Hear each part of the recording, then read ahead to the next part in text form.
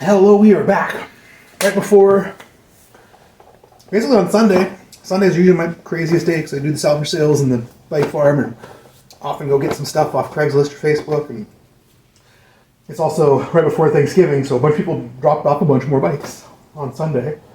So this is the bike from the home mechanic syndrome videos I did. After doing all that to get it all built up and working, it's all back apart again. He's decided to paint it. He's decided to have me do some frame mounts. He's having Brian at Stoic Wheels build him some new wheels. So he's making all the right decisions, which I love. This is an old Shogun that's been 650B converted. It was not a good candidate for that. The fork crown's way too narrow. I think the fork crown was like high 10 blades or something because it shimmied real bad. He was trying to brake with good brakes actually set up right. I don't think it had any eyelets. All the eyelets are added on after the fact. On the fork too, all the rack mounts. So like one thing I'm not a fan of, for two real good important reasons, is just brazed on eyelets on a rear dropout. Most frame builders don't do a very good job. They don't get a lot of penetration. And customers are notorious for just putting the flimsiest, crappiest $5 rack on a bike and then trying to put 100 pounds of gear on it and then riding like that every day to school or something, like super commuting on it. So I've seen a lot of broken off eyelets. It's no bueno. They usually just sort of stick them right on. These look like they might have been filed flat and stuck on, so at least there's a lot of brazing material all the way around them.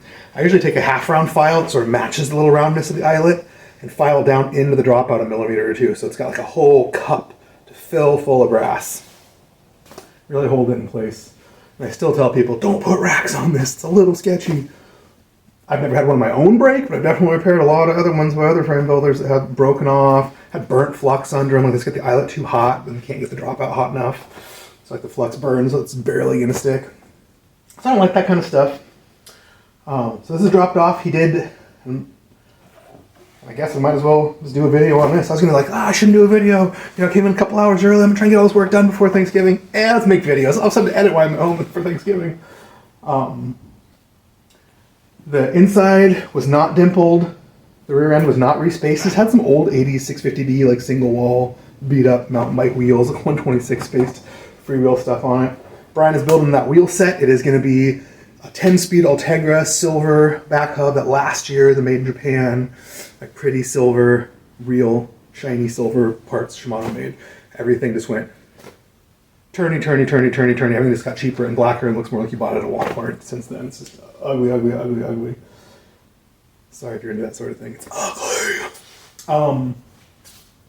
So he had the Pan Racer like Cold Vives, which are 40 now. I swear they used to be 38s. And they barely fit and they rubbed a little bit. So we are going to dimple the inside of these stays. That's going to suck in the rear end. We're going to respace and align it to 130 millimeters, align the dropouts, align the derailleur hanger. It's also got these horrible top tube clamp-on guides. Two of them are half smushed. It's hard to get housing through. You have to use a solid piece of housing. Solid housing runs always make your brake feel squishy and weird and horrible. And people usually end up riding their back brake, like with a barrel adjuster, making it like 5 times as tight as the front. So tight you can't get the quick release on and off the brake to make it not feel squishy and horrible, but it still kind of feels squishy and horrible. So we get rid of these bad boys and put a set of split stops on down low. I don't like internal cable routing either for the same reason. Either use the whole route, or it's squishy, or it's real difficult, or the cable or housing will freeze in there sometimes and you're boned. People love it. It looks trick. I don't like it. I like 2 split stops. Kind of hidden down here. I like to get them low enough on the tube where your pants aren't going to catch them while you ride, but not all the way under. So real close to all the way under, not quite. So still have a nice cable routing line. And they have the split in them, so you can just pull the housing out without taking the cable out and pop it out of the way. Pop it out of the way to drop lube in it when you're doing a tune-up. I love split stops. They're the truth. They're so smart. Now let's take a look at what this dummy wheel looks like in this Shogun. Yeah, it's too tight. I can't even push it forward. The stays aren't dimpled at all. It's just hitting. Nowhere near being passing the dropout. So this has all the problems that Peugeot did not have. Let's see if I can squeeze it forward. Okay, it squeezes forward pretty well. And these tires are probably a little low. I swear this thing was at 126, but boy, it's 130 hub slides right in, no problem. Interesting. I usually like to run the hubs. You need enough room here for the fender clearance. And this bike, I did have the fenders on before. The fender, I needed every millimeter of that clearance. It comes down right to that bridge. It is. I usually run pretty far forward in there, so it's easier. You only have to move forward a little bit to drop them out. Touching. I'm going to take my Sharpie. So touching. I'm going to take my Sharpie. Find the tightest spot, right where it's touching. I want to know where that spot is. And then I usually don't actually center my dimpling tool on that spot because, you know, this thing's at an angle. So the farther back you come, the less dimple it needs. The farther forward you go, the more. But we're going to stop the fender at the bridge. I'm going to come forward like a 1/4 inch. It's probably where I'll center it. All right, I'm going to measure off the front of the BB shell. You want to try and find something that's like straight. Off the front of the BB shell to this, the farther forward mark I made is exactly 10 centimeters. Exactly. That's always really, really nice to do things in whole round numbers so you don't get confused and mess it up later. 10 centimeters. That is my dimple line. Now the bridge might be a little too close, so the bridge might actually make me bring it back a few more millimeters. We'll see. This is a special dimpling tool. I have several. I have prototypes I've made and used for years and other people's. This is the easiest one I've ever used. I've showed it to people and they've immediately gone like 3D printed it or tried to copy it. It's fine. The guy who makes this is another frame builder, not in this country, and he is not currently shipping to the US. I don't want you to go buy one. I like having it. I like charging money for it. You can get yourself into real trouble with this. You can crack your stays, do weird stuff, and you suck in the rear end. And everybody wants to try this. And everyone who makes one and tries it on their own, who's not a professional frame builder, doesn't have an alignment system, gets themselves in hot water. So do if you must. But I'd rather just have you pay me to do it for reasons. So on this thing, I have a center line. I did it in silver Sharpie, top and bottom. A center line I did on the actual die, top and bottom. Little die. I actually don't really like this die as much as some of the other ones I do for clearance. It's really easy to use this one. But I have like a giant bolt I've ground down. I've used that a few times. And the plumber's elbow one. The plumber's elbow one gives you the most clearance. But it's harder to use. But let's see what we can do with this guy. So basically it's like a half round in here to sort of hug your stays and try not to kink or crease or put giant dents in the side. And then this square here, so you put this in here and you clamp it all down and you push this little die in. And that's what gives you your dimple. The die's got to go on the inside, and that's a real tricky thing too. Yeah, like I thought, this comes all the way up to the bridge, and we're actually back at the back line. That's fine. Back line was the furthest back we wanted to go. We shall survive. I also want this to be... Oh!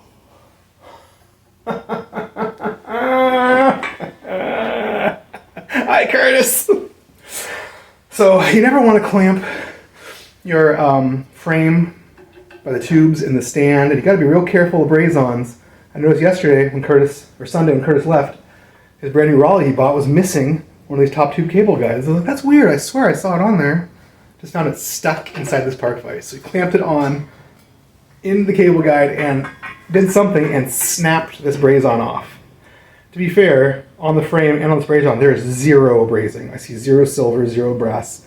I do not know how this is on. It looks like paint was the only thing holding it on, which you do see a lot in old factory bikes. There might be like a 0.5 millimeter on this top edge of silver. They might have come and just touched it, just walked away to the next one.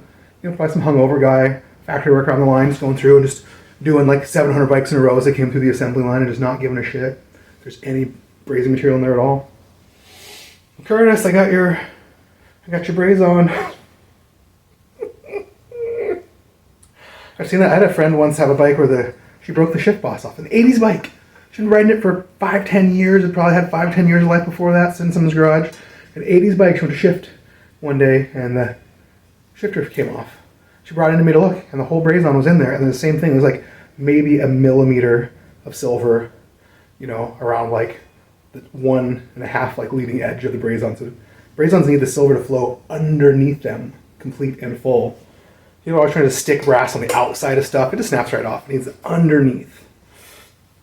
Like you're gluing it on, not a bunch of bubble gum sticking on the outside like you're just, using bubble gum to hold something in place. People never listen until they break a few things. And they still don't listen for a while, and then it finally sets in.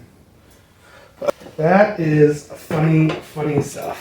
I'm going to make this slightly tighter, even though I just said not to do it. I just want it to not roll around, but it's not so tight it's going to squish it. This stand is nice because it's got an adjuster there, so you can adjust the size of the tube and things. Even though I'm trying to warn you not to do this at home, I'm showing you how to do it. I'm right up against the bridge. It needs to be all the way forward. You can see it touching. This is not the right way to do it. It should be back from that bridge, 5-6 centimeters. I'm already farther back than I want to be. These bridges are just mitered on a machine, stuck in there, and just barely sweated on with some brass. I have definitely cracked the brazing on bridges. I don't have cracked bridges, but I've definitely cracked that brazing a few times. If you do it at home, that's a big deal. For me, it's not too big of a deal. I can just come in here with a little more brass usually, or worst case, I'll just cut that whole bridge out, sweat it out, and make a new one. So slightly longer to bridge that gap so it doesn't suck my tubes back in and do weird stuff. That's where I need it to be. But I've done it. Putting the block in.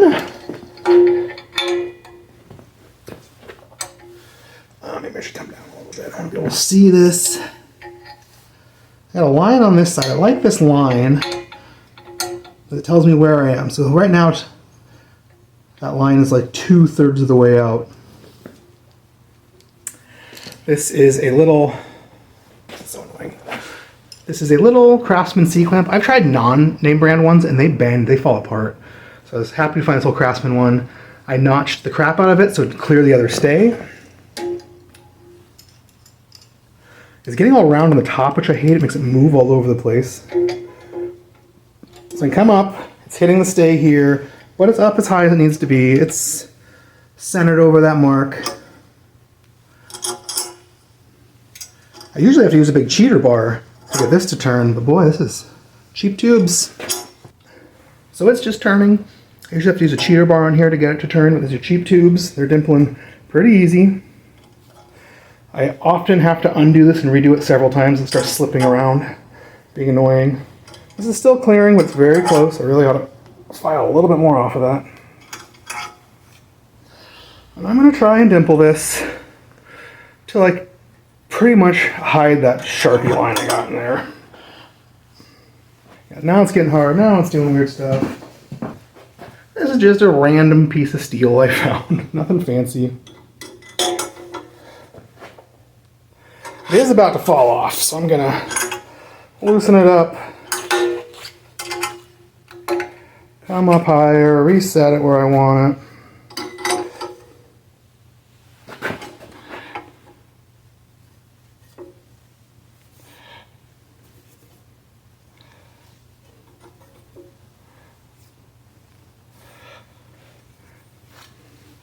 That is really going.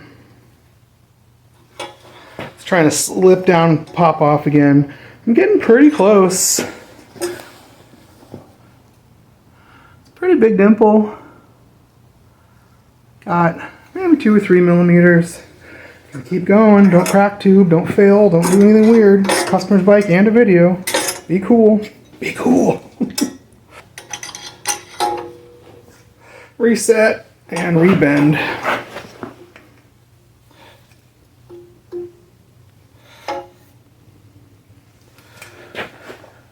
Almost a Sharpie line up here. There's still some mills back here. Don't get your hand in here. This thing could slip off under all this tension. Could break your finger if you're not super careful. I might move it back a little bit to try and even the dimple out a little bit more. Loosening it up. Kind of moving this back on the tool. Bring this back away from our center line back this way because it's really going in at an angle. A lot up front, not a lot in the back, which is fine. Let's see if we can get some more.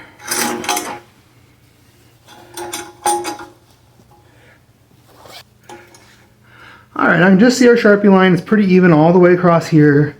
Maybe a mil or two until the Sharpie line be up against the body. So there's still a little bit of a gap. But I'm getting scared. It's looking real dimpled. Miller 2 looks fine to me, most likely. Can always come back and add some more. So here you can see the dimple. Can you? Kinda. A lot compared to this size. I want to get a straight edge. Got straight edge. So on this side, see the tube's pretty much flat, right up against this whole line. And on this side, this tube is not flat. It is definitely coming in. It's got to be 4.5, 5 millimeters. Did not look like it cracked the bridge. That's very nice. Now we're gonna do this other side and try the tire again. All right, bolt it back on. Lock plugged in. It's gotta come up right about that center line. Got some silver Sharpie. It's basically touching right here, but only basically.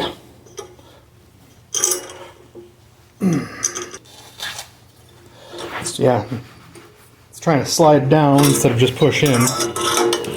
No bueno.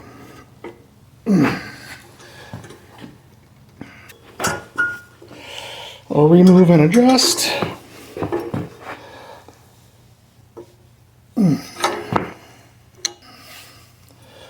All right, that front is pretty much in line with the Sharpie marks. Do the same thing to the other side and move it back some and keep going. In theory.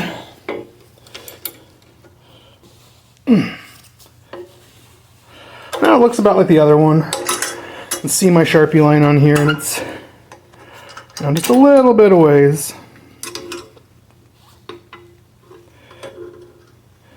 Let's give it one more squeeze. Okay. This one was a little trickier because this tube is round, oval, round. It is cockeyed slightly. So it's like hard to get this thing centered on here. Have these dimples point right at each other because this thing's not made for tubes that are in cockeyed. Well, I think I got it pretty close. Because if you dimple this all cockeyed, all your dimples are going to be at the bottom or the top. So the whole dimple's going to be rotated, so all of a sudden the bottom's got plenty of clearance and the top has no clearance. It's still out touching the tire or whatever. So you really need this thing pointing right at each other at the maximum amount. Because we're not using this whole dimple, we're only using it till it touches the stays on the outside. So half this dimple's a waste, it's just for looks. It's about getting the highest spots as low as possible, not this lowest spot any lower. That's why I kind of like the plumber's elbow. Maybe I'll make another one of these with the plumber's elbow, because it's so much bigger and rounder. It makes a bigger, flatter, rounder dimple without these sort of high spots still on both outside edges of the dimple. It's what I use for tubes when they're not brazed into a bike yet. But most people who want me to dimple stuff, it's because it's already braced into a bike. They're trying to get a fatter tire in. Because everyone needs to run one size fatter tire and their bike can fit. For some reason, it's always been. Not in their bike was designed for, that can fit. If I design their bike for whatever size tire they say, like 650 42, cool, I'll design it for that. Like, cool, I'm gonna run 47s. Like, what the fuck? People ask me to design it for 47s, I'm sure old Renee Hirsch will come out with a 55 or something. Like, oh, I'm gonna run this 55. Bro, that's not what it's made for. Bro. I harangue and lecture as I also charge money to dimple everyone's bikes. Oh. I want to see.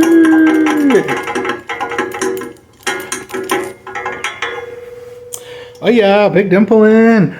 I think this frame's powder coated and it is not even scratched or damaged this powder coat at all, which is shocking. Some painted frames, some powder coated frames do that. You do this and it like looks great in there. Sometimes the paint flakes off in giant chips. It's another thing to watch out for. Every time somebody wants me to do this, like, I have really nice paint, I don't want you to damage it. I'm like, well, then don't have me clamp it in a steel block and bend it. There's no saving paint and frame building. All right, let's drop this wheel back in at this awkward angle so maybe you can see it better. Now it comes right through. Ooh, look at that. Does it touch? Oh, before we can get anywhere near that braze on, or near that ridge, it comes right through and touches. The rear end's gonna be sucked in, so it's gonna be really tight to try and get this wheel in. It's probably now like 120.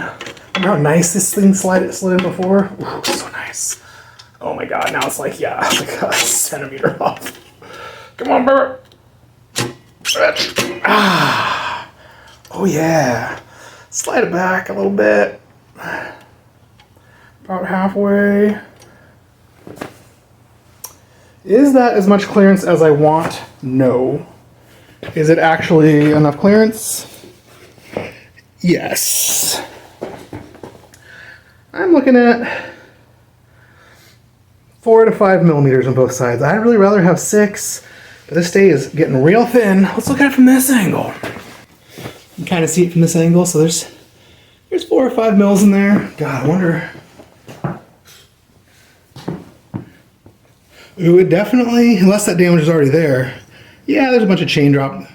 It might have squeezed the stay a little bit right there. There might be a little ding from that dimple die, or that might have been from already been there. I didn't look. So this is a 5 millimeter Allen wrench. It doesn't fit through there. It doesn't fit through there. So this is real tight. Still, but it looks pretty good. It looks pretty good from this angle. And instead of having totally macked, these old wheels are macked and out of round and out of true, and you're gonna have brand new, handmade by Stoke wheels. Good rims, good hub, good spokes, good even spoke tension. I've never had a Stoke wheel come out of true. I'm not saying you couldn't hop curb or do something and knock it out of true, but boy, I've had every other wheel in the world refuse to stay in true. Never had an issue with old Stoic. You can see that clearance. People are always trying to tell me that your tire can basically touch. We can see this tire has plenty of variance in it by itself. It's moving around. An untrue nipple, a slight dent, anything will get to move around a lot. Standing on a frame real hard and flexing, get the whole rear end to move and the tire to buzz. So you need that clearance. That's 5 mils. That's 5 mils. I lie to myself. It's way more than I had before, where the tire literally touched and it slid all the way back in the backdrop. Also, this is all the way forward. Come all the way back. You know, as these go farther, the dimples are wider, and now suddenly there's way more room. But you still need the fender line all the way forward, so you need to either, like I just did on my sister's yellow bike, you have to kind of bend the fender where it's not round anymore. It's a little more egg-shaped. You can have a pretty nice fender line back here and on top, but it needs to come way far forward. So when you loosen the wheel and push it forward, it has room to get all the way forward to drop out. Which this one will. I am also, this bridge right here, just a hole in it, is a nightmare. The customer took off the back fender himself and he left the bolt and little spacer I had bolted in here. They're a nightmare. I'm gonna put a bottle boss in there for him. It's gonna happen. That's where I want a threaded boss. Just run a bolt in against the fender. No fuss, no mutts. So I think they're gonna do that bottle boss, do split stops, and I think he wants a pump peg. He ordered some pump. Everyone wants these as falls because they're cheap. They don't work well. They're ugly, but it's a good start. So he ordered one of those. I told him to give me the measurements for fully compressed and fully open, so I can pick a spot for the pump peg. Not quite right in the middle, a little bit on the low side. I want that spring tension to be pretty tight. Anyways, that's for later in this video. So now what do? The rear end's all sucked in. Now we have to take it to the alignment table. So this is my alignment table. It's got a whipping post. I make sure there's no rocks or pebbles or dirt or rust or grease coming out of it to make this thing sit weird. I wiped all the grease out of the shell. This requires you to bolt it down through the bottom bracket shell. This is why I have to have the bottom bracket out of your bike to do this. I also leave the rest of the parts out because it's just a nightmare. Sometimes I'll let people leave some stuff on. If I do, they always leave like the whole headset and fork on, I leave all the water bottle cages on, everything's in the way. It tightens down against this shell to hold it in place. Nice. There's a zillion measuring tools. This is my favorite. It's like a height gauge with like a compass cycles or hand Rossmann rear end alignment tool. This is the best tool. It's got a V that we can center on the seat tube. Seat tube is the backbone of the bike. Everything's centered off it. And it's got 100 for front, 130 for rear, 135, 142. I do not know why it doesn't have a 120. It's very annoying and frustrating.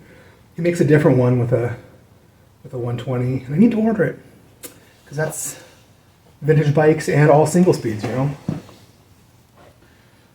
First thing I do is bring it over here, center this V on this tube. It is perfect already. I usually have to adjust it, but we just had that 80s Raleigh in here, and this 80s Shogun. Pretty much same bottom bracket, shell width, same everything, centered. Now we're going to come over here, and you can see I need to be at 130, which is the outside, not these Sharpie marks, but 5 millimeters more on both sides. So this one needs to come down 2-3 millimeters. This one needs to come up 5 or 6. Interesting. Maybe the sides dimple slightly more on this side, a little bit more bend. Maybe a lot of times the drive side one has a dimple on the outside too for chain rings, and the double dimples make it way softer. So it moves around a lot easier. So now I have to figure out some combination of using leveragey tools, body weight, and whatever to get this thing cold set. Where I push this all down until this 130 slides in nice and easy. Nice and easy. I usually go like a 0.5 millimeter too big, millimeter too big. But I also don't fight the frame. I'm not going to bend it back and forth 20 times trying to get it right to 130. If it's fighting me and it's like, after a couple of times, it's like, I'm only going to do 129 or I'm only going to do 131. F you. I will stop because it's like a pop tab or a beer tab. You bend it once or twice, it's fine. You bend it 5-6 times, the metal's so weak it snaps right off. So I ain't doing that to anybody's bike. And I see guys. There's a guy on Instagram that famous frame builders like his videos. He gets like 1 million views on stuff. And he's got a big line, and he just bends the shit out of bikes. Just putting giant tubes, just torquing and bending every tube on the bike. I don't do that. That's crazy, man. I do that when a bike's just tack welded together. It's just tacked, you can get it all bent and aligned and then do the finish brazing. But once it's brazed, anything you try and do to make that bike any straighter is just building in stress. It's just weakening and damaging that metal. I do it to rear ends because they're on these long pivots. You know, they got room to bend up and out real easy. It's, you know, a centimeter up here is like a 0.5 millimeter down there. So I align rear ends, I'll align fork blades, but man, aligning the main triangle, I don't think it's right. I've definitely heard from some old frame builders that all you're doing is adding in stress and cracks. But man, some people will get views doing it. Like, all right, bend the shit out of your bike. Okay. So my floor in here is at a serious slope. So this bench just gets taller and taller and taller as you go back. So I got a milk crate out. It's the dumbest way of doing it. But first thing I'm going to do is pull up on this one, then push down this one, which will probably pull this one back down some. This big Park frame fork straightener tool. You got to be careful. This will sometimes make things kink right there. Get a little bend.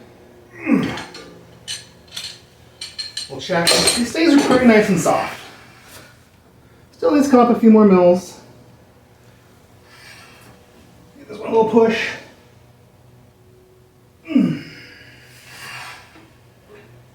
This one's almost there. Pushing's always easier than pulling.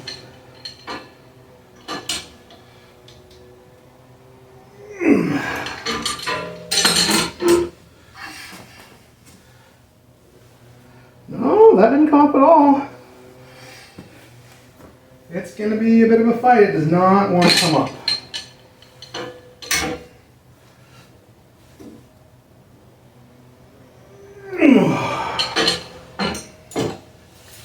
Back out doing this. Alright, that came up. We actually came up too far. We got a couple millimeters high. That's good because this one's not low enough yet. Give it a little push. Almost. So pull this one back down. We just need another mil on both sides. Just a little bit, bro.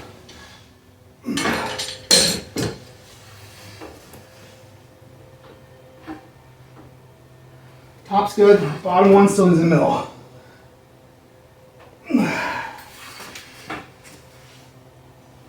And that pulled the top down. Like I said, fighting this a million times isn't good. If it doesn't come this time, I'm just going to accept that it needs to be, it's going to be 129 instead of 130. I'm always pulling a little bit farther than I think I need to, because that will give it, it's gonna spring back a lot. All right, this top one, I can see daylight, it's good. The bottom one is still, it's like it came up with the top one.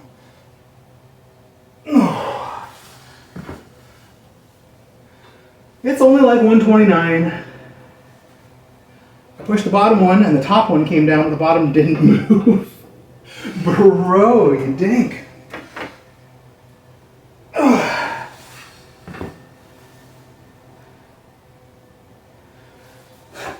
just going to keep bending it, and it's just going to keep pulling itself, and it's never going to come higher than 129 without doing some kind of serious damage. So let's throw a dummy wheel in and see what it looks like. If it just slides in nice and smooth and no problems, then bro, 129 is fine. Doesn't have to be exactly 130. Just close.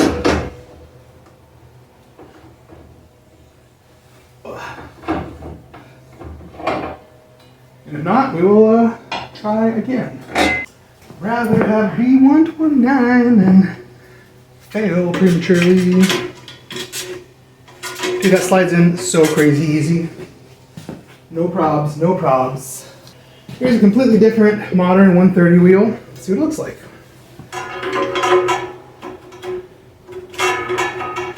It is very, very slightly tight. Very slightly. I can still pull it in with almost no finger pressure. Doesn't have to be fought. Doesn't have to have your knee sticking into it. I'm saying this is probably the way to be. Yeah, I don't want to do a bunch. I don't want to bend it 6 more times to try and get 1 millimeter. That's crazy. Now, we're going to line these dropouts. They may have been aligned before at 126, but now that they're bent out to 130, they're definitely, going to be in. They might not have been aligned before. Wheel talk. So these are dropout alignment tools. They're like so aligning. They're like so tooly. They're like so cool. So cool. Now with these horizontal dropouts, it's a little trickier because they might not be very aligned. So I'm gonna kind of push them towards, I sort of try and push them both the same, like the washers like in line with the front lip or pull all the way back. Once you start doing that, you start realizing a lot of these dropouts aren't welded to the frame in the same spot. I think that's why I like these, because it didn't really matter. The height was important, but if they were forward or back, this one's forward a mil or two, and this one's back a mil, it doesn't really matter. So yeah, as soon as I clamp them on, draw a big old gap. We don't want that. Let's see, a couple of mils there. Let's bring this one forward a couple of mils and see if that helps. So I want them aligned to where both these barrels just touch each other perfectly. The seam's all the way down. This one's a little in, a little up. It's like a little, this whole dropout's a little, They're a little bend. And the seam's touching right here, but there's a gap down here. I'm gonna give it a little. Like I said, these staves are pretty soft. Sometimes these are real hard. So now these go right across. They touch. That line looks pretty good. And you can use the bottom bracket shell down here. You can like use it as a visual. Try and see if you can get a sliver of daylight between that nice flat bottom bracket shell and this nice flat top. And that'll sort of sometimes tell you. Maybe you'll go do this and you're like, oh, this looks aligned, but like there's a weird angle, and that's the problem. So this needs to look. Bring my vision, my field of vision down so I can see the bottom bracket shell across this horizon. And watch it disappear as I come down lower and lower, evenly on both sides.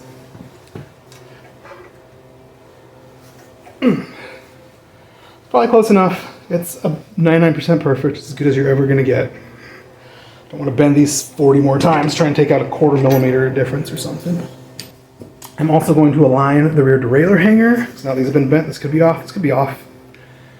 From a bazillion wrecks a zillion years ago, all that kind of stuff.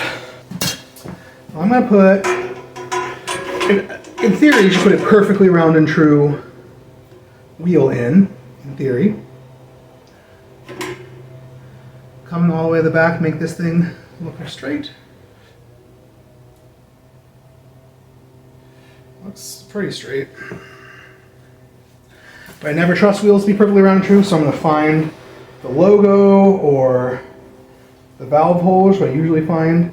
So I'm only going to measure off this no matter where I'm measuring. So it's always the same. So dimpling I charge $75 for. I don't know why, it's totally arbitrary. Just seems like a reasonable price. Aligning the rear end, aligning the dropouts, aligning the derailleur hanger. That I charge $100 for, also totally arbitrary. So $175 for everything. I definitely, by arbitrary I mean, sure feel like that's what it's worth. Sure feel like I don't want to do it for less than that. Alright, this touches on both sides. It's maybe slightly tighter over here than over here.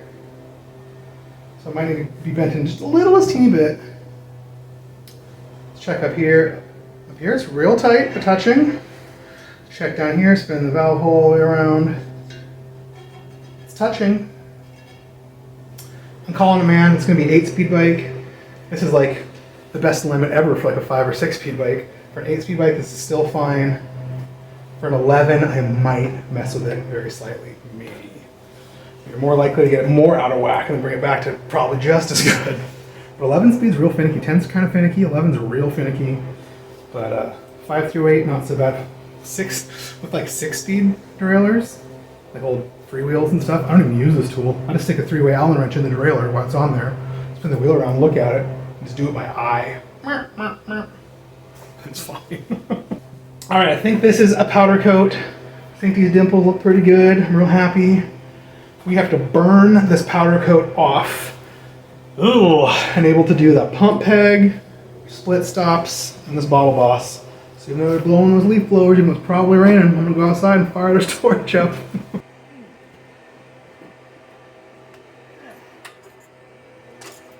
Yes.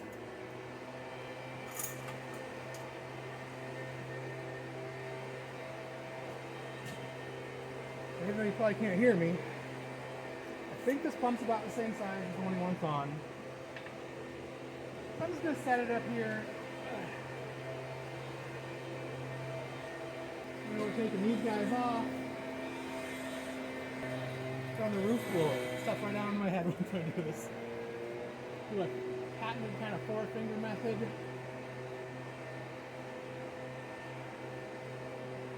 Where I want these split stops to be. So hopefully I'll not miss anything. Remember everything.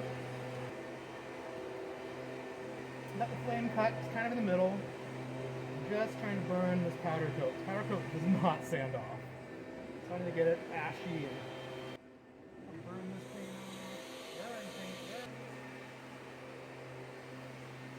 off. Alright, let's see if we can get these hot. And yeah, see, the second it gets hot, it starts mushing. So I'm trying to focus all the heat on the Brazon, none of it on the actual tube. This may or may not work. I might end up just filing these all the way off. Flushies. But it's way sweeter if they just come off with a little torch action. Come on, come on. Oh, off. Well, don't drag my hose through that red hot thing and burn it. Technically this flame's not super hot, so I don't really need eye protection, but it's actually kind of a little hot bugging me. It probably should. Not to stare at the tip too much. Wear your safety glasses, wear your welding glasses. Do as I say, not as I do. One of my favorite channels says, this is more of a how we do it than a how to do it channel. Like, that makes a lot of sense. Sizzle. Shizzle. Just trying to get that silver hot. Let the Brazon take the rest of the heat. Not trying to heat the tube. I don't want the tube red hot. Don't want it become a soft spot. You can anneal metal. You know, make it real hot, make it real soft. If you want to make it do other stuff. I don't want to make it do other stuff. Sure. I think that's it. I really should go double check, you know, I'm one of those guys who messaged me on Facebook. Emails are hard because people will message you 500 times, change your mind constantly. Everyone wants to do it on the phone. I don't recommend talking to customers on the phone because they will change their mind 3 times per sentence. and get so mad at you that you did something the way they decided on, because they don't remember, so they're thinking it's going to be a different way, then change your mind last minute. I'm like, actually, there's a benefit to doing it this other way, and a drawback from doing it the way you want. So I like to have everything finalized in email, so when everyone does complain, which happens, 1 in 10 people freak out. Oh, I didn't say that, I want this. You did. It's right here in the email. It's exactly what you said. That's what I said. That's what you said. That's what I said. That's what you agreed to. That's the best way to do it. I just got to put all this junk back inside, and we can sand through this burnt paint and get these brazons done, dude. This bike will be ready. He wants to pick it up. He's getting some spray can from Frame Builder's Supply, some special spray paint. It's apparently really good paint. It's good for doing bikes. He's getting that and a dynamo light mount or something. He's getting a couple things from them. And I'm hoping to get this picked up Monday. I think he's out of town today. I think it'll be a few days till he gets back and can actually pick it up. But I want to get it done and ready. Somebody else's bike I want to get done and ready before they get back from Thanksgiving. So I want to get paid before the end of the month. Still like $400 shy on rent. And there's a swap meet coming up on Saturday. Some Skrilla. There's another guy's mountain bike in here that I put a couple of brazons on, and one of them looks a little crooked. I've been sitting on it for a few days, and it's fine. It'll work. It's like off. It's off like a millimeter and like a half a degree. I know I shouldn't care. I bet you he won't care. I still want to fix it. So I might get that done today too. Might start on that disc brake bike today. Let's at least finish this bike for this video, hopefully. Alright, got it back in. I'm sure it's cooling off.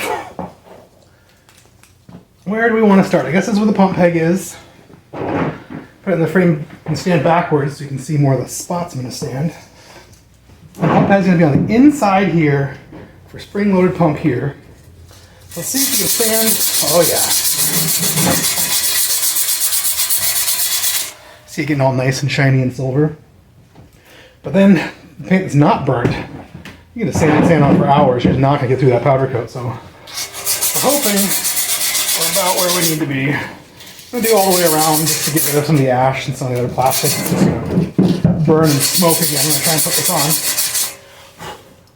Going to do this little burnt bridge, the same reason. So I'm going to drill it out. I'm going to drop a water bottle boss in there.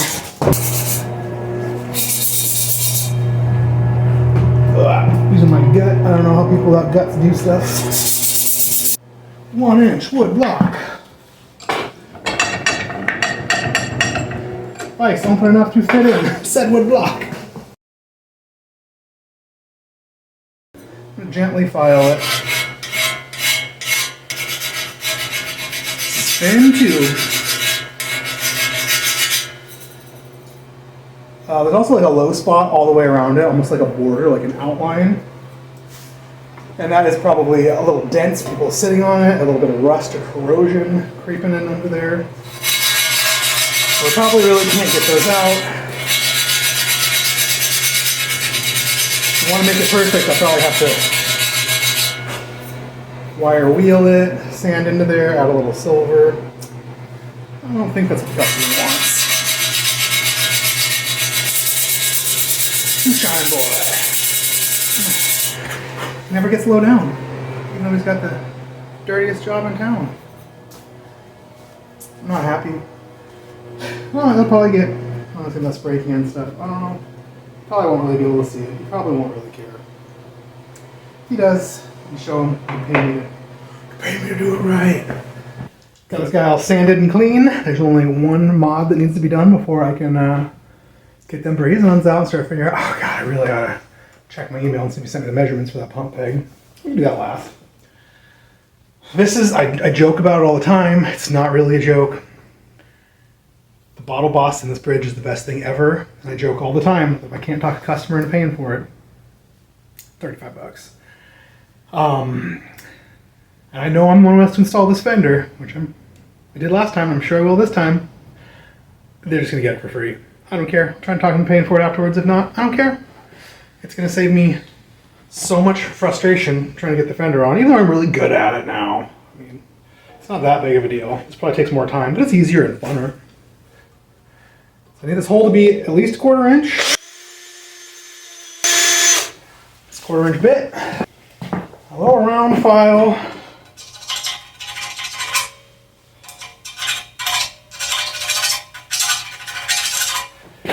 Now, water bottle bosses are lies. They come in a couple different sizes. They're always lies. You always water bottle bosses that you think are for a 1/4 inch hole, but the bottle bosses themselves are like stamped or something. And so the top's 1/4, but the bottom's a little bit mushroomed out. So you gotta ream or drill the hole out oversized, and you get in there, it seems all loose and sketcy. Frame Builder Supply has some American-made bottle bosses that are like lathe turned, and they cost 10 times the regular bottle boss cost, but still $1, you know, so 10 cents. They're actually 1/4 inch, they actually fit, they actually work. I think I remembered to order some last time. I think I don't have to dig through and find a single random boss. I can't really get in here and clean the inside of the stay, so I'm trying to get the lip and the front as clean as possible. That's all this metal is going to have to stick to. Now, even though silver is more expensive, I really like it for these braze-ons. I really like it for the pump peg. If I was doing a bunch of other stuff in brass, I'd do this one in brass too, but I'm going to do it in silver. Rubbing alcohol. Nice little lint-free blue paper towel. Now it's all disgusting and gross. Still like to test fit everything before I do it. Ha! For this exact reason. This is the nice one. It's machined perfectly for 1/4 inch. This is drilled out to a 1/4 inch. And guess what? Doesn't fit. I'm gonna start playing with the reamer and stuff. I might as well use one of the old cheap ones I don't really like for anything else. Ah, the cheap one fits almost. One fits, sticking up, it won't push down. I'm just gonna thread a bolt in to help me push it down or pull it up. Life, man. I might just file this little lip off of it. It's just a little bit, hit it with some sandpaper.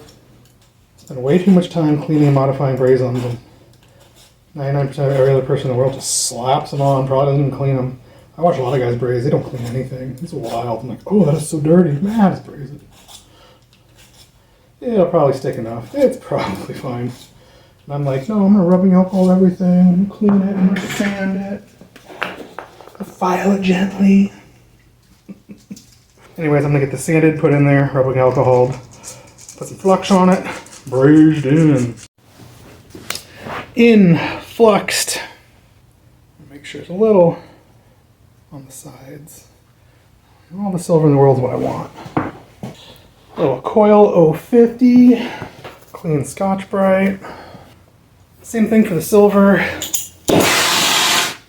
Silver braze is cold enough that you don't really need your eye shield. I want about 6 inches of this flame. I want to cut this down till it's about 1.5 inches. This is about 1 inch. About 1 inch. People say 1.5 inches. I have a hard time with that. 1.25 inches. Make sure there's no orange around my long blue flame. It's hard to see on camera. Wear eye goggles in case this molten flux pops in your face. But it's not brazing red hot, so I don't need real brazing glasses. If I'm using brass, I need a big full face shield. Just coming around, getting this tube to melt all the water out of the flux. And it just takes a minute. Once all the water's melted out, it'll start getting flat, it'll start getting clear and glassy. That's when I know it's warm enough to braze. It starts getting yellow and black, then it's too far gone. Probably clean it all off and start over. A lot of guys only put the heat on the braze-on itself. With water bottle bosses, I like the tube to be warm too. I want to know. It's pretty clear. It's pretty glassy. Coming with a little heat, a little silver. Did not flow all the way around. It's not quite warm enough, so I'm going to warm up the other side, then come back and hit the side with the blob. Let it pull around and through. Still needs to pull around. I want to see it all the way around. Then I'm going to heat just the bottle boss. I wanted to make sure it's sucked onto that and sucked down into this tube. Looks good. I left a bolt in there just so I could see how it's aimed straight up, not a weird angle. You can tap it or move it around pretty easy if it's all cockeyed. I can come in here and just whack it a few times. That's it, man. That's it. And by that's it, I actually mean I gotta let it cool, then I gotta soak it in hot water to get the flux off. After it's totally cool, never put water onto hot metal. And then once the flux is all soaked off, I gotta do it again because I'm gonna miss a big spot, and then I'm gonna file any big blobs off and buff a little sandpaper, and that dude will be in there and good for a million years. Guess we should do the top tube split stops. Top tube split stops. I do them on the non-drive side because it's your right hand for your rear brake, so it loops around onto this side. I like to look at them up here because I don't really want them sticking out. So when I'm pretty low down without being all the way down. Let's take a look at that. This one looks about right. This one's way too far in. I smell something burning. I'm like, oh, it's this hot thing touching my vest. It's me. It's me that's on fire. Me. The reason why I don't want them all the way down is because then the cable housing has to wrap all the way around your head tube and then make a kind of tight J-shaped bend into here, which means always you're rubbing your head tubes and rub all your paint right off. Same thing back here, depending on which style of rear housing stop you have. Makes it too hard of a little angle. So I got it marked, not dead center, not where you can see it, but like, you can see about a 1/4 inch of steel past my Sharpie mark. So if I had to call this like a clock face, this would definitely be like 4:35 o'clock, with the bottom 6 and the top's 12. And I put them on wrong all the time. They're slightly too far out. You can see them when you look down the tube when you're riding the bike, but they don't actually come out enough to really touch your pants. So you can put them on a little bit wrong in either direction, and it's still going to be more or less totally cool. I like these stops because they're cool. They're like little bullets. They're like domed, and they have the split in them, so you can easily just pull your housing out without taking your cables off. Got a little lip on the bottom. It leaves about the perfect gap for the silver and stuff. They're just kind of cool. I'm basically just going to sand them. I mean, with silver you really want to throw rubbing alcohol, but I'm going to sand them. Why would I want there to be any grease at all? Like, sand them, rubbing alcohol them, and we're going to get them set up. You got to make sure that the big open end points towards your thing, points towards your brake lever, points towards your rear derailleur. You never want the open ends pointing towards each other. I've heard that a lot of amateur frame builders, they put a braze on wrong and had the bike painted, and it was really expensive to, like, you know, pull it back off, destroy all that paint, take it back to the painters, hundreds of dollars to retouch it up and blend it in. I have never done that because I'm extra paranoid. I got like an anxiety disorder, you know, like, so it's, you know, it's crippling in some aspects of life, but it's really, really wonderful, and trying not to make horrific, expensive mistakes on bikes. These guys split, and I have a real cool jig for them to get them cleaned up. All right, I got these guys on. I got the bike at a weird angle because I'm trying to get these kind of flat, easy to see. I got this cool double braze on tool that sort of holds them in phase and in line. I've got the open end pointing back. Got the open end pointing forward toward the brake lever, toward the rear cable stop. Should be phased in line. I like moved around the stance because I see it from this angle. You know, as I'm standing on top of it, so I can see that they're in enough to where you can't see these braze-ons, out enough for decent cable line. Now it is ready for a little heat. It's the same thing. Staying away from the braze-on because I don't want it to get hot and burn the flux.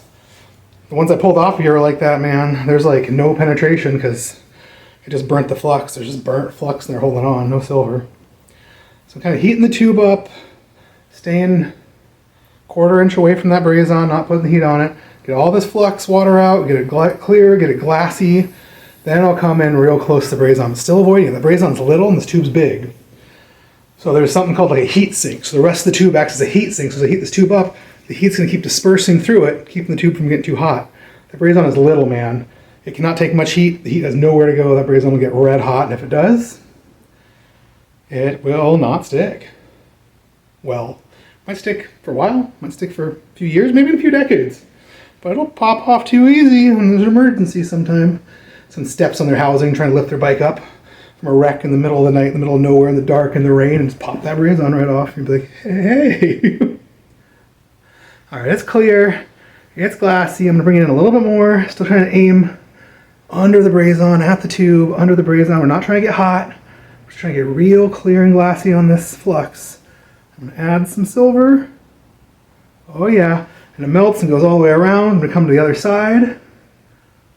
because I want it to pull through. The other side warm enough, hit that silver, let it just flow right over there. No red hot, no hot spots. You always look with your eyeballs all the way around. No matter how perfect you think it is, no matter how perfect you think it is, no matter how much you know it flowed, if you don't look with your eyeballs, there'll be a giant gap. Same thing on this one, you can probably see it a little better. Yeah, all bent over and hunched over. Getting all that water out. Flames going straight down on the flux, not on the braison at all. Avoiding that braison. There's tube warmed up. Tube warmed up.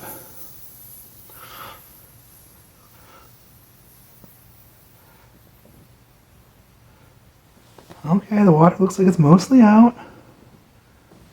It's getting real clear and glassy. Coming a little bit, trying to aim underneath the braison. I get that metal under there warm. A little silver. Oh boy. That is the worst thing that could happen. Oh, I came in too soon, paying too much attention and not bumping the camera. I had to actually brazen on the braison. And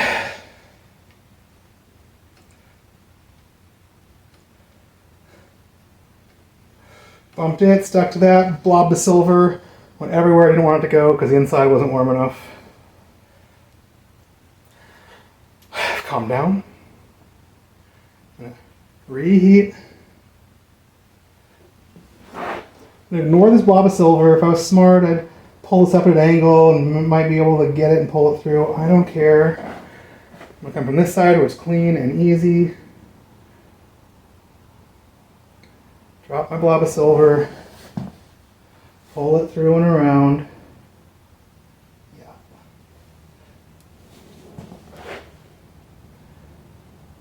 Add even more. I don't know why.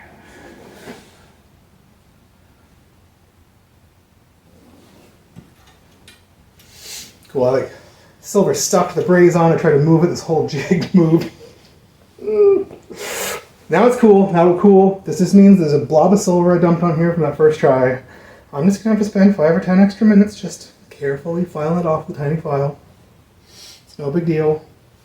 No panicking, everything's fine. You make mistakes once in a while. Okay, now hear me out. I only believe in the Topeak Road Morph Master Blaster frame pump. I think they're the best ones I've ever used in my life. I think anyone I've talked to who's used a lot of pumps has also agreed they're the best ones. They're unobtainium, they haven't made them in years. A year or two after they stopped making them, my J&B rep, it's like a big wholesaler, contacted me, said found a couple cases, I bought them, I used them. A couple years later, Blue Lug in Japan found a case. Did not buy it, I think they were too big. They're always large and extra large. I want the medium and small. Almost never the large or extra large. They're gone. Walmart.com, some seller on there says he has a whole bunch of the mediums. $38. I ordered 2 of them, because I'm not rich. They show up and they're nice. The next couple $100 I get, maybe from this disc brake jig, anything that's left over after paying rent, I'm going to order several more.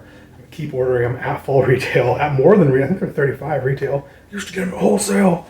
I want them, I need them, I'm going to charge too much for them. I'm going to buy them all. I should message them. There's a way to do that. Hey, how many do you have? Like on eBay, you can do that. Can you do that on Walmart.com? So none on eBay.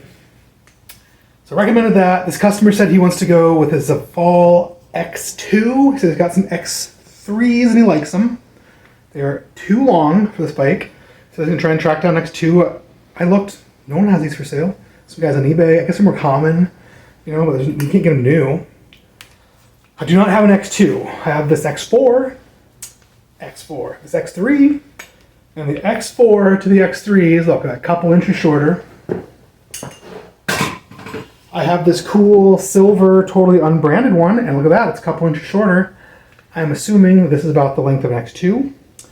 I asked the customer to give me the measurements, he did not. He said he will bring it in next week to leave it and I can do the pump peg. I'm fairly sure this is the same size. I'm fairly sure that pump peg will work, and I have no problem redoing this if it doesn't and it brings it in. But maybe I can have it done now. Maybe I don't have to let them drop it off and wait a few more days till it's done, because everything else is done other than soaking the flux off and all the cleanup and stuff. which I should get done today. So I took this, I held it up, and I marked it. The tricks with marking it is that it's real easy to get these things behind the stay, to get them too far inboard where the fender could hit them and be a problem. So you gotta make sure the fender's not gonna hit them, they're far enough outboard. You also don't want them too far outboard because you don't want to rub your thigh on the top and knock it off by hitting your fat thigh every time you come around the pedal. So I like to have it as inboard as possible without crossing past the tube into fender area. So getting this line, just like this one, just slightly off kilter, just the right height. I marked the max, I marked the min, I got it kind of right in the middle. So I should be able to compress this tube and have the pump peg hold it just a little bit. I often have to swap these out, get real good at them every once in a while. You can see my super fancy jig. It's a couple of flat files with a magnet sitting on top with like a little pinchy clamp holding the top of that pump peg.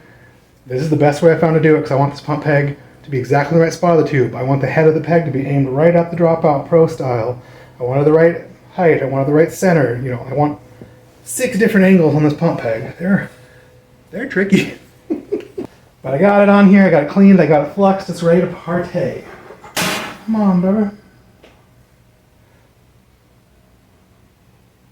Come on. About an inch, it's about where I like. Do the same thing. Come heat this tube. Now this pump peg's a much bigger, much heavier braze-on. It's a solid rod of steel they turn down on a lathe to make it that long, pointy shape, so it makes it like an arrow with like a little domed head on it, and then they bend it. It's not hollow, it's not cast. Someday I might start drilling these things out like a sociopath to make them a little lighter. Someone ever orders an extra light bike again. I remember trying to make a 20-pound full rando bike with dynamo hub and fenders and rack and the whole thing. Then you gotta go crazy. Okay, so this is getting a little glassy. Still looks a little wet. Haven't got the other side barely at all.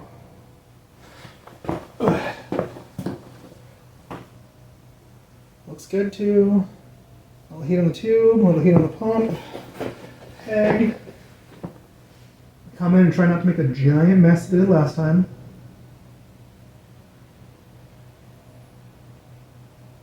Bunch of 50. Heat up the peg as well, pull it around. Add some more 50. Oh yeah. Oh, the backside looks even better. I didn't touch it, so the heat capillary action pulled around. It looks good. I put just heat on the pump peg, and it's making the metal. It's making it get liquid on the tube too, so I know it's warm enough. I know it's pulled all the way through. Gorgeous, gorgeous. That was a real nice, perfect braze-on to make up for the one I screwed up earlier. So you can see this little guy. Turn the lathe, bent over, solid base. I used to always take these and miter.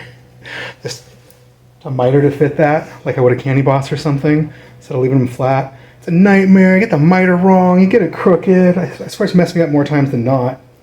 Now I'm going to use 50N silver. It's going to fill that whole thing. It's going to look totally fine. Maybe on a show bike I'll keep mitering them, but not just for, you know, whatever. Nice bikes that aren't like, that everything doesn't need double the price. And I tell people that. They say they want a show bike. The price doubles or triples, because I'm going to be so extra uptight. I'm making everything so perfect. The bike will look good. It will not be a better bike. Nice little pump peg. I love it. Hopefully that's the right height. We'll let this stuff cool, and we'll soak it and sand it, and it'll be done. While I'm doing that, I'm probably take all this stuff back outside again and burn the paint off of this Specialized. I wanted to do it before, but they're blowing stuff off the roof. They saw me, and I moved out of the way so they could finish. Still blowing me on the other side. Gotta get those Candy Bosses off, get all the paint off of that dropout, and get that noodle off. I have no idea how much time's left on my phone. No, I probably recorded way too much. So if so, great, thanks for watching. If not, maybe I'll do a little bit on the filing and cleaning up and burning the paint. Probably not. Thanks for watching.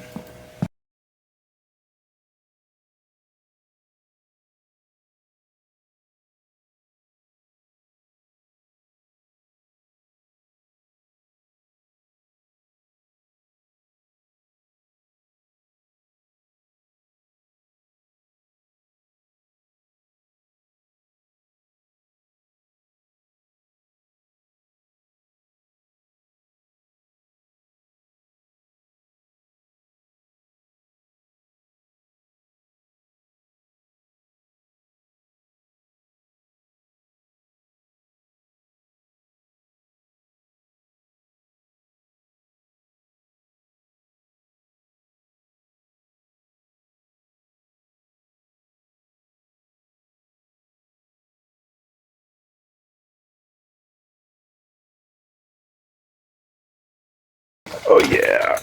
Oh. God. That's still plugged in. Oh.